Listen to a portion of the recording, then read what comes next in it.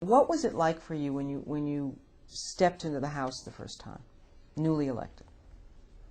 I was in awe. The House is huge.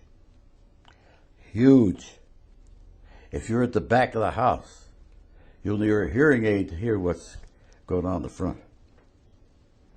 We're at the rear, of course, being newcomers. We sat down next to Tom Forster. May his soul rest in peace, he's gone. We were triumphant, the three of us. And I sat next to, no, I sat in the seat, one in the aisle ahead of him. And I turned around and I said, you know what the hell is going on? He said, I was just about to ask you. I said, I don't understand any of it. Jim said, you don't need to. I said, you know? He said, no. He said, but I just listened to the old guys and vote the way they're voting. I said, well, that's about the best solution that I know. So I'm going to pick out one of the old guys and watch the way he votes. I'm going to vote the same way. So if he gets in trouble, I'm in trouble. And that's how we learned. No one taught us anything. I changed that when I got to be leader.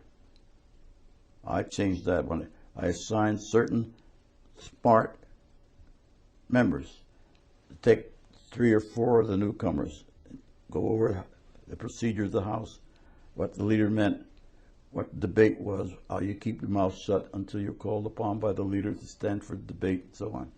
But no one did that for us. We sat there.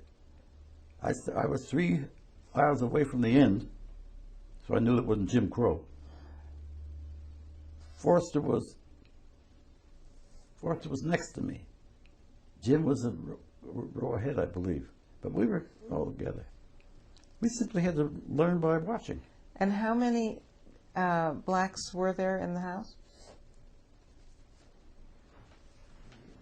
I don't know, it'd be a guess. I didn't know any of them.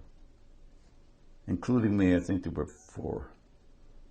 And how many total members were there? Whatever it was is today. Let me see, how many people have in there? 202. 202? 202. 4 out of Yeah, 202. Yeah. You must have felt fairly isolated. No. No? Didn't bother me at all. Never has. Remember, I went all-white neighborhood, all-white junior high school, all-white high school, all-white graduate school. No. But you were representing a primarily black district. Not really. The 2 of us went together, and the part of the Oakland was part of our district, which was not black, although there are some black now, including the black people who own this house. But even today, there are not a lot of black people in Oakland. That didn't bother me. It never has. What bothered me is I didn't know what the hell I was doing. That bothered me because what I was doing was watching older men vote the way they did. I didn't know what I was voting for.